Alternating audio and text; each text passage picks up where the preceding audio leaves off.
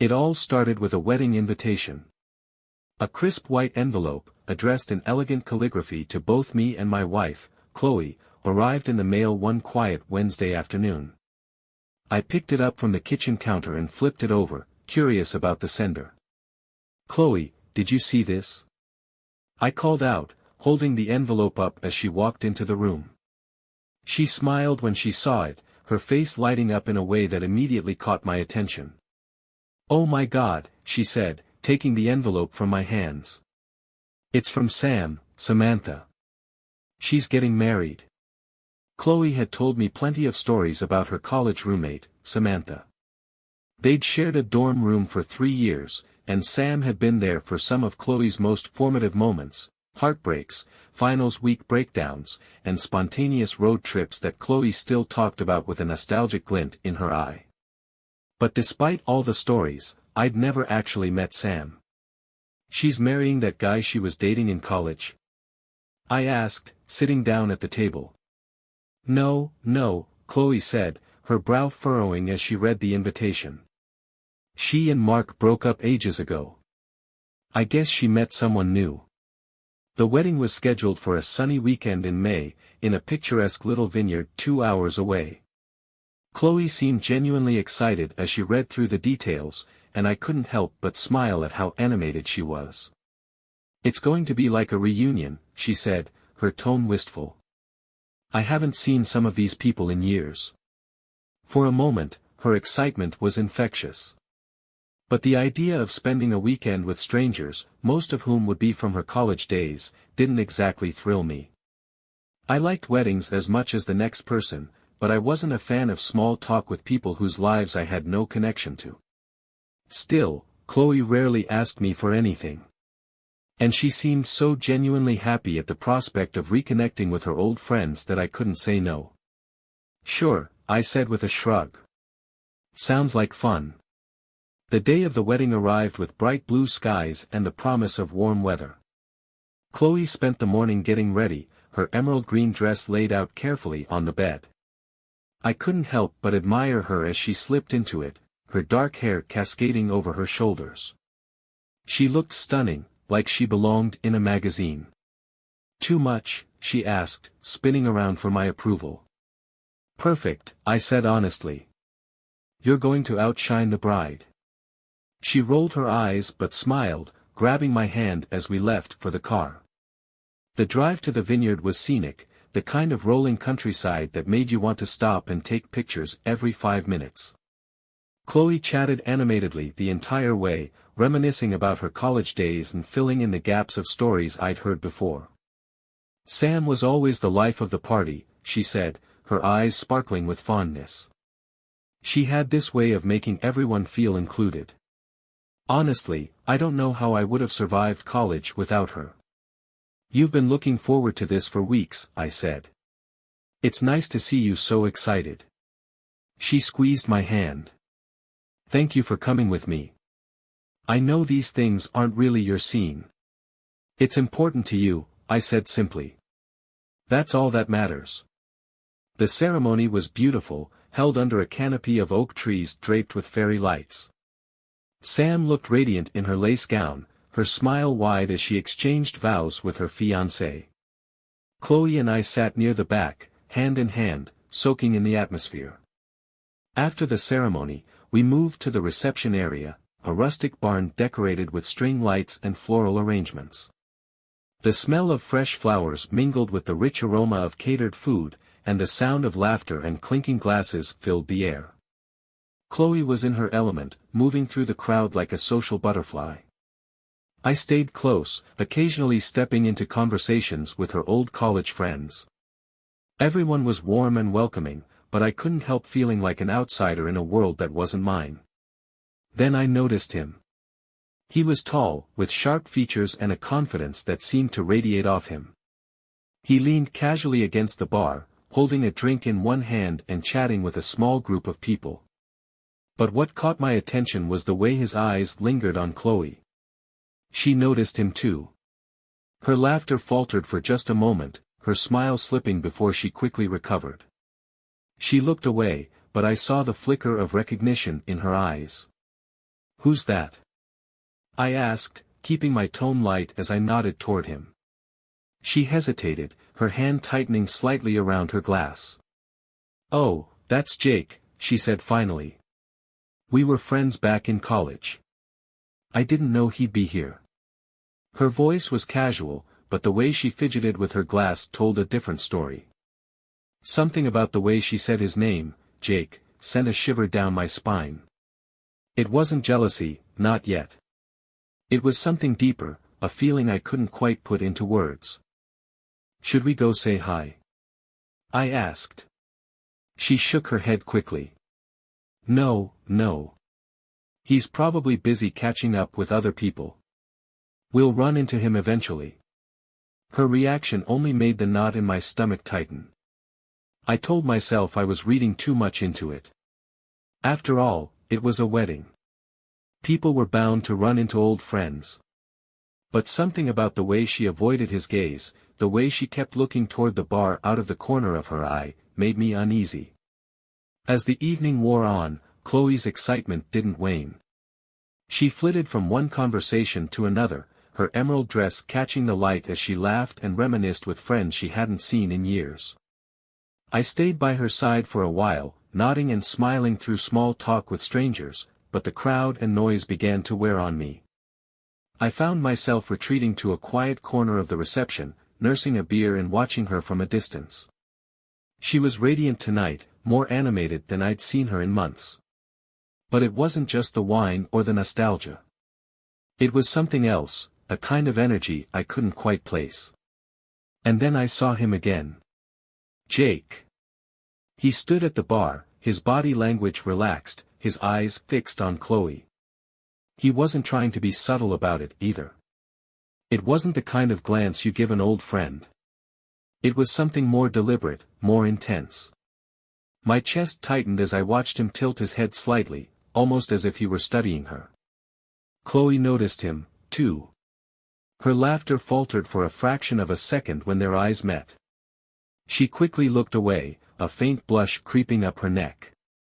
That was the first time I felt the knot in my stomach tighten into something sharper. A little later, Chloe excused herself to get another drink. I stayed where I was, giving her space to mingle. But as she made her way toward the bar, Jake intercepted her. I straightened in my seat, my grip on the beer bottle tightening as I watched him lean in to say something to her. Chloe laughed, but it wasn't her usual laugh. It was softer, more subdued. She glanced around the room, as if checking to see who might be watching. Her hand fluttered nervously to her necklace, a habit I knew well. She always did that when she was uncomfortable, or trying to hide something. They stood there talking for what felt like an eternity, their conversation too quiet for me to hear. I told myself it was nothing. Just two old friends catching up. But the way Jake's hand briefly brushed her arm, the way she didn't step back, made my chest ache. When she finally returned to the table, her cheeks were flushed, her smile bright but a little too forced. Ran into Jake, huh? I said casually, trying to keep my tone neutral. She hesitated for a heartbeat before nodding. Yeah, we were just catching up. It's been years since I've seen him. What did you talk about? I asked, swirling my beer idly. Oh, you know, she said, waving a hand. Old times, mutual friends. Nothing exciting. Her answer was too rehearsed, too polished. I knew Chloe well enough to tell when she was holding something back. But I didn't push her. Not yet. As the night wore on, the unease in my chest grew heavier. It wasn't just Jake's presence or the way Chloe seemed drawn to him, it was the little things. The way she laughed louder when he was nearby. The way her body subtly angled toward him whenever they were in the same room. She didn't touch him, not really, but there was a familiarity in her movements that set my teeth on edge. At one point, when I went to the restroom, I passed by the bar and caught a snippet of their conversation. I didn't think you'd be here, Jake was saying, his voice low. Neither did I, Chloe replied, her tone softer than usual. I walked faster, not wanting to hear more. When I returned to the table, she was sitting alone, scrolling through her phone as if nothing had happened. By the time we left the wedding, my unease had morphed into a gnawing suspicion. The car ride home was quiet. Chloe leaned her head against the window, humming softly to herself, her expression distant. She seemed lost in thought, a small, wistful smile playing on her lips. "Did you have fun?" I asked, breaking the silence. "Yeah," she said quickly, turning to look at me. "It was nice to see everyone again. Sam looked so happy." "And Jake?" I asked, keeping my voice light. "Nice to see him too." Her smile faltered for the briefest moment before she recovered. "Yeah, it was nice. He hasn't changed much." "That's good," I said, gripping the steering wheel tighter. "Old friends are important." She didn't respond, turning back to the window. The rest of the drive passed in silence, the tension in the car so thick it felt like a physical weight pressing down on my chest. That night, as Chloe slept beside me, I lay awake staring at the ceiling. Her words echoed in my mind, along with the look on her face when she talked to Jake. It wasn't guilt, exactly, but it wasn't nothing, either. There was a history there, one she hadn't told me about, and it felt like a wall between us. I didn't want to jump to conclusions. Chloe and I had been through a lot over the years, but we'd always trusted each other. Still, the nagging feeling wouldn't go away.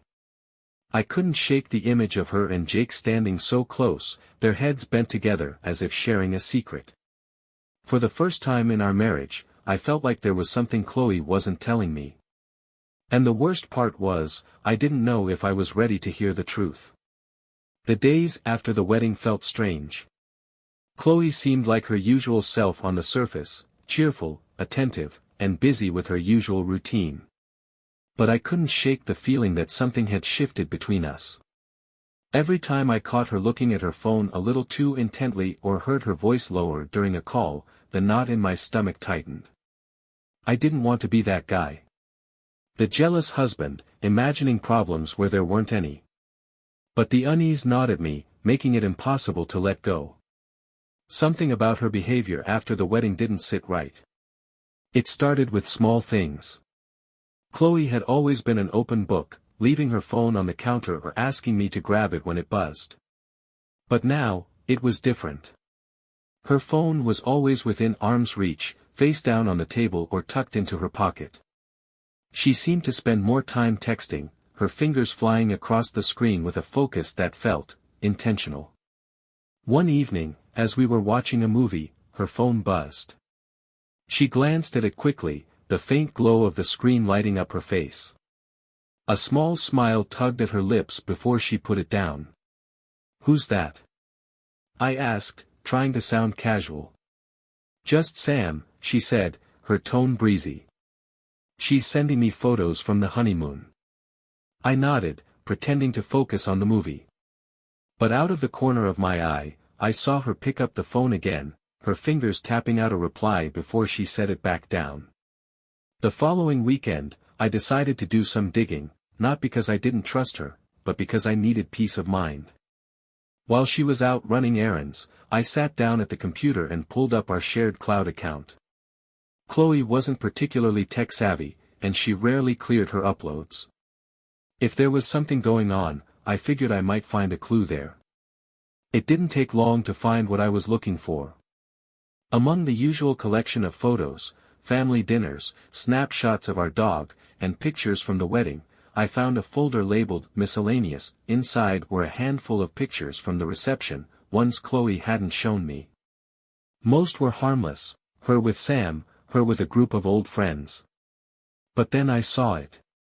A photo of her and Jake. They were standing near the bar, their heads bent close together, laughing at something just out of frame. Chloe's hand rested lightly on his arm, and the look on her face was one I hadn't seen in a long time. She looked happy. Radiant, even. Like she was sharing a moment with someone who really knew her. My chest tightened as I stared at the screen, my mind racing. It was just a picture, I told myself.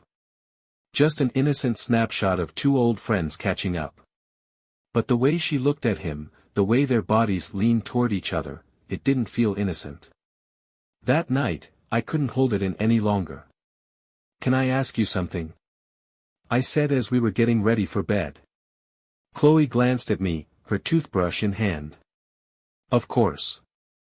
What's up? How long have you and Jake known each other?" I asked, keeping my tone light.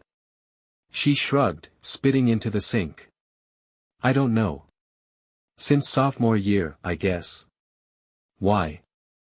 I leaned against the doorframe, watching her carefully. "You seemed pretty close at the wedding." She froze for just a second before turning to face me. "Nick, are you seriously worried about Jake?" she asked, her tone a mix of amusement and disbelief.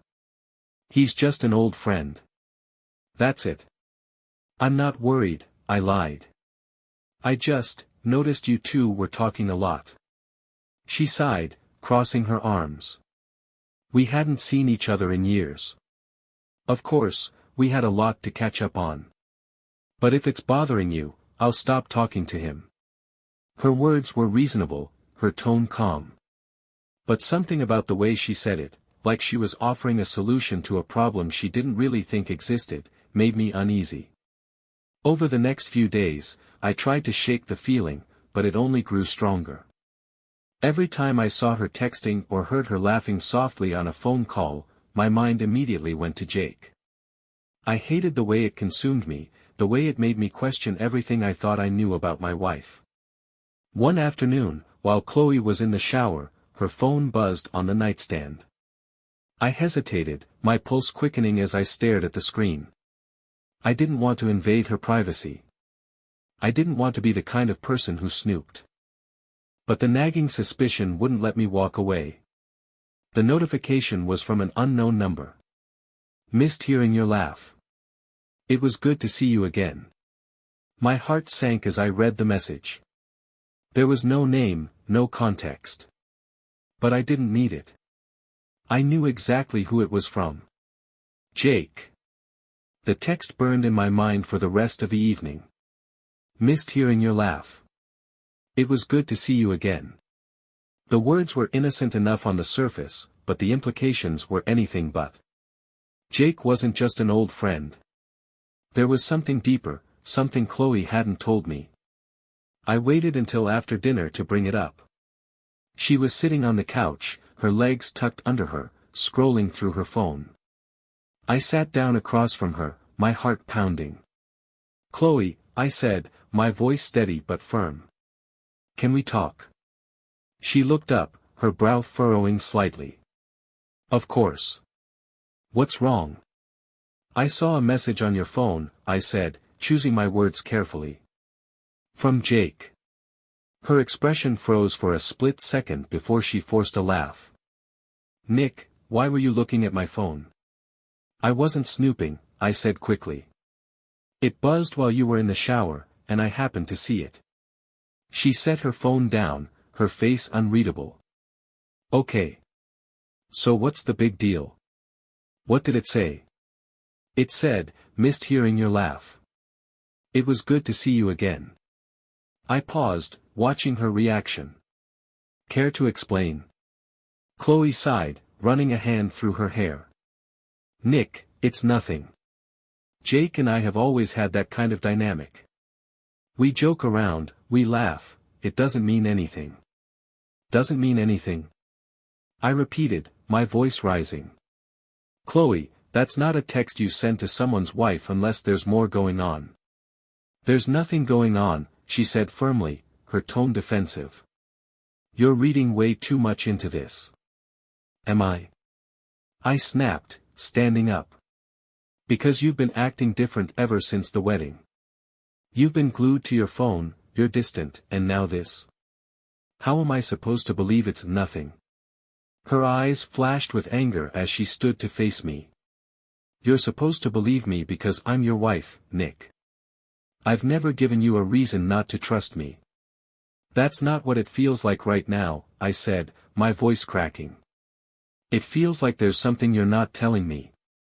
She crossed her arms, her expression softening slightly. "Nick. I'm sorry if I've made you feel that way.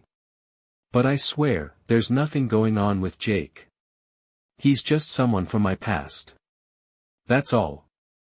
Her words sounded sincere, but they didn't erase the doubts swirling in my mind. That night, as Chloe slept beside me, I lay awake, staring at the ceiling. Her explanation had been reasonable, too reasonable. The kind of answer you give when you're trying to defuse a situation without revealing the whole truth. I couldn't stop replaying the message in my head. "Missed hearing your laugh." It was such a simple phrase, but it carried so much weight. The way Jake had worded it, like he was reminiscing about something intimate, something personal, made my stomach churn. By the time the sun came up, I had made a decision. I couldn't keep dancing around the issue, waiting for the truth to reveal itself.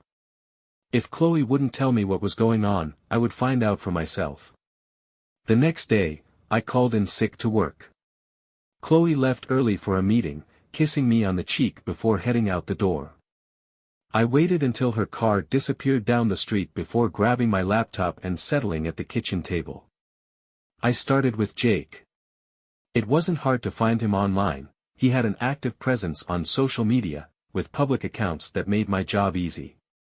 His profiles were filled with pictures of him traveling, hanging out with friends, and living what seemed like a carefree life. But as I scrolled through his posts, something caught my attention. There were several photos from the wedding, including one of him and Chloe. It was similar to the one I had found in our cloud account, but this time, the caption stood out: "Some things never change. Great to catch up with old friends." I stared at the photo for a long time, my heart pounding. The way Jake looked at her in the picture, the way his body angled toward hers, it wasn't the posture of a casual acquaintance. It was something deeper. Later that afternoon, I found myself parked outside a coffee shop downtown. Chloe had mentioned she was meeting a colleague there for a late lunch. I told myself I was being paranoid, that I had no reason to distrust her. But when I saw her walk in and take a seat near the window, my doubts resurfaced. She wasn't alone for long. Jake walked in a few minutes later, scanning the room before spotting her. My stomach dropped as he smiled and walked over to her table. Chloe looked up, her face lighting up in a way that made my chest ache. They hugged briefly before sitting down, their heads bent close as they started talking. I sat there, frozen in my car, watching through the glass. The way they interacted, the laughter, the way their bodies leaned toward each other, confirmed everything I had been afraid of. This wasn't just a chance meeting. It wasn't innocent. It was betrayal. I couldn't stay in the car, watching them like a bystander in my own life. My hands trembled as I opened the door and stepped out onto the pavement, my heart pounding with anger and dread. Every step toward the coffee shop felt heavier than the last, but I knew I couldn't turn back. I needed answers. The bell above the door jingled softly as I walked in. Neither Chloe nor Jake noticed me at first. They were too engrossed in their conversation, their heads bent close together, smiles playing on their faces. It wasn't until I stopped at their table, towering over them, that Chloe's head snapped up. "Nick," she said, her voice sharp with surprise. Jake leaned back in his chair, his expression shifting from confusion to something that looked uncomfortably close to guilt. "Hey, man," he said, forcing a casual tone. "What are you doing here?" "I could ask you the same thing," I replied, my voice cold. Chloe's cheeks flushed as she glanced between us. "Nick, it's not what it looks like," she said quickly. "Jake and I were just catching up." I interrupted, my gaze locked on hers. "That's what you've been doing, right? Catching up with your old friend?" Her mouth opened, but no words came out. Jake shifted uncomfortably, running a hand through his hair. "Look, Nick," he said, trying to defuse the tension. "This isn't what you think. Chloe and I were just reminiscing about college. That's all." "Is that so?" I said, my voice low. Then explain the text you sent her. Missed hearing your laugh. What exactly am I supposed to think, Jake? Chloe's eyes widened, and she turned to him, her expression pleading. You texted me that, she whispered. Jake paled, realizing too late that I'd just exposed him. It wasn't. I didn't mean anything by it, he stammered. It was just, friendly. Friendly, I repeated, my voice dripping with sarcasm. That's what you call it. The tension at the table was unbearable. Chloe reached out, grabbing my arm. Nick, can we talk about this somewhere else? Please. No, I said firmly, pulling my arm away. We're talking about it here. Right now. I want the truth, Chloe. What's really going on between you two? Tears welled up in her eyes, but I didn't feel sympathy. Not now.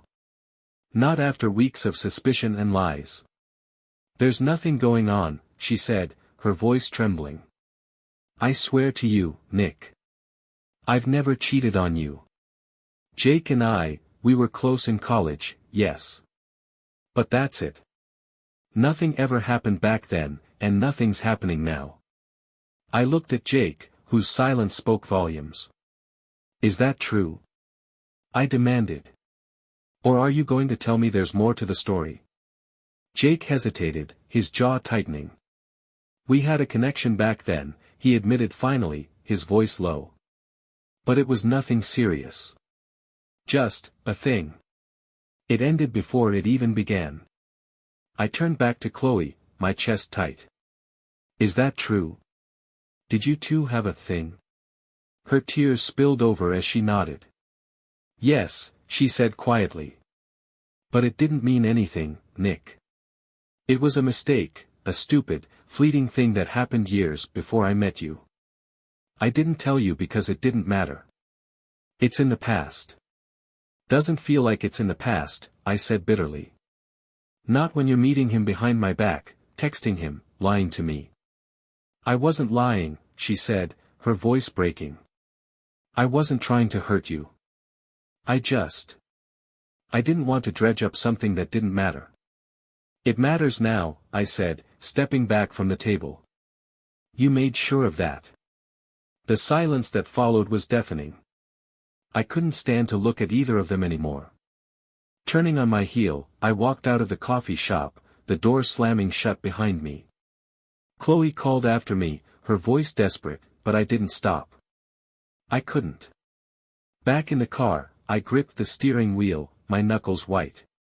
The betrayal wasn't as clear-cut as I'd feared, but it still cut deep. Chloe hadn't physically cheated on me, but the emotional connection she'd shared with Jake, and the fact that she'd kept it from me, felt like a betrayal all the same. For years, I'd trusted her completely, believed in the bond we'd built. Now, that trust was shattered. And I didn't know if it could ever be repaired. The drive home was a blur. My thoughts raced, replaying the scene at the coffee shop over and over again. Chloe's tearful confession, Jake's hesitant admission, it all felt surreal, like a nightmare I couldn't wake up from. By the time I pulled into the driveway, my hands were trembling on the steering wheel. I didn't want to go inside. The house, once a sanctuary, now felt like a prison filled with memories I wasn't sure I could face. But I couldn't sit in the car forever. With a deep breath, I stepped out and walked through the front door, bracing myself for what came next. Chloe was already there. She must have followed me, her car parked haphazardly at the curb. She was sitting on the couch, her face pale and streaked with tears. Nick, she said softly, standing as I entered. Can we talk? Please. I didn't respond immediately, shrugging off my coat and tossing it onto the nearest chair. What's there to talk about? I said finally, my voice cold. You lied to me. You kept things from me. And now you're telling me it doesn't matter. It doesn't matter in the way you think, she said, stepping closer. I love you, Nick. I've always loved you. What happened with Jake was a stupid, meaningless mistake from years ago. It doesn't change how I feel about you. I laughed bitterly, shaking my head. Doesn't change how you feel. Chloe, you've been meeting him behind my back. You've been texting him. You didn't think that might change how I feel. I wasn't meeting him behind your back, she said, her voice rising. I ran into him at the wedding, and we talked. That's all. Yes, I should have told you, but I didn't think it was worth dredging up the past. And the text? I didn't ask for that. I didn't even reply. Maybe not, I said, my tone sharp. But you didn't shut him down either. You let him think he had a place in your life, our life. And now I'm supposed to just forget about it. She sank back onto the couch, her hands trembling as she wiped at her tears. I don't know what else to say, Nick, she whispered. I've told you everything. There's nothing else to hide. Is there? I asked, crossing my arms. Because right now, I don't know if I can believe anything you say. Her face crumpled, and she sobbed into her hands. For a moment, I felt a flicker of guilt, but it was quickly buried by the weight of my anger and pain. I couldn't let her tears distract me. Not this time. I need some space, I said finally, my voice firm. I need time to figure out what all of this means. What we mean. Her head shot up, her eyes wide. What are you saying? She asked, her voice trembling. I'm saying I can't do this right now, I said. I'm not leaving for good, but I need to step away. I need time to think. I packed a bag that night, throwing in enough clothes for a few days. Chloe tried to stop me, begging me to stay, to let her fix things.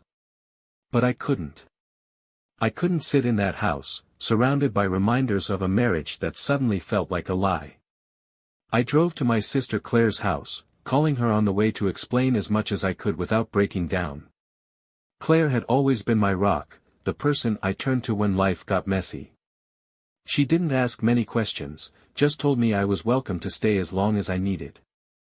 The next few days were a blur of emotions. Anger, sadness, betrayal, they all cycled through me, leaving me exhausted and numb. Claire tried to distract me with movies and long talks, but even her presence couldn't erase the pain. Chloe texted me every day, her messages filled with apologies and pleas for me to come home. I read them but didn't reply. I didn't know what to say. I didn't know if I was ready to forgive her, or if I ever could. Eventually, I decided to meet with her. We agreed on neutral ground, a quiet park near the house. She was already there when I arrived, sitting on a bench with her hands folded in her lap. When she saw me, her face lit up with a mix of hope and fear. "Thank you for meeting me," she said as I sat down beside her. "I needed answers," I said simply. She nodded, taking a deep breath. "I know I hurt you, Nick. I know I broke your trust. But I need you to understand that Jake means nothing to me. Whatever we had back then is over. It's been over for years. Then why did you let him back in?" I asked, my voice heavy with frustration.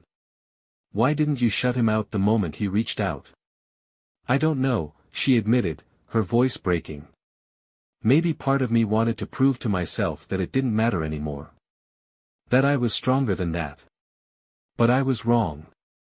I should have told you everything from the start." We sat in silence for a long moment, her words hanging in the air. I wanted to believe her. I wanted to believe that our marriage was stronger than this, that we could survive it. But the doubt lingered. "I don't know if I can move past this," I said finally. "I don't know if I can ever trust you the way I did before." Her face crumpled, tears streaming down her cheeks. "I'll do whatever it takes to fix this," she said. "Therapy, counseling, anything. Just tell me what to do, Nick. I can't lose you." I didn't respond right away. The pain was still too fresh, the betrayal too raw. But as I looked at her, broken and vulnerable, I felt a flicker of the love that had brought us together in the first place. "I don't have answers right now," I said. But I'm willing to try. Slowly. One step at a time. Her sob of relief was almost enough to break me. Almost. It's been 6 months since that day in the park. 6 months since Chloe begged me to try, to give her a chance to repair the trust she'd broken. And for a while, I did. We went to therapy, tried to unpack the layers of hurt and misunderstanding that had built up between us. I wanted to believe that love was enough to overcome what had happened. But sometimes, love isn't enough. At first, therapy felt like progress. Chloe was honest, laying bare all the things she'd kept hidden, not just about Jake, but about her fears, her insecurities, her doubts about herself. I listened, I tried to understand, and I shared my own pain in ways I never had before. For a while, it seemed like we were finding our way back to each other. But every time I looked at her, I saw the coffee shop. The text message. The photo of her and Jake, laughing like the past had never ended. No matter how much she apologized, no matter how much effort she put into rebuilding what we'd lost, I couldn't erase those images from my mind. And without trust, there was no foundation left to build on. One evening, after another therapy session where we danced around the same unresolved questions, I sat down with Chloe at the kitchen table. She looked tired, her eyes hollow from weeks of trying to hold us together. I knew she was giving it her all. But so was I, and it wasn't enough. I can't do this anymore, I said quietly, the words feeling like stones in my mouth. Her head snapped up, her eyes wide. Nick, please. Don't say that. We're making progress, we just need more time. I shook my head, my throat tight. I've been trying, Chloe. I really have. But every time I look at you, all I see is the betrayal. I don't want to feel this way, but I can't help it. And it's not fair to either of us. Tears spilled down her cheeks as she reached across the table for my hand. Please, Nick. I love you. I'll keep trying, I'll do anything. I pulled my hand away, the gesture breaking both of our hearts. I know you love me, I said. And I love you. But love isn't the problem. It's the trust. And without it, I don't think we can move forward. We filed for divorce 2 weeks later. It was amicable, as much as something like this can be. Chloe moved into an apartment downtown, and I stayed in the house for a while before selling it. The memories there were too heavy, too tied to what we'd lost. Our friends and family were surprised, even shocked, when they heard the news. To everyone else, we'd always seemed like the perfect couple. But perfection is just an illusion, a mask we wear to hide the cracks beneath the surface. Now, I live in a small townhouse on the edge of the city. It's quiet, and it feels like mine, a blank slate to start over. I've thrown myself into work, into hobbies I'd neglected during my marriage. I've started running again, letting the miles burn away the lingering anger and sadness. I think about Chloe sometimes.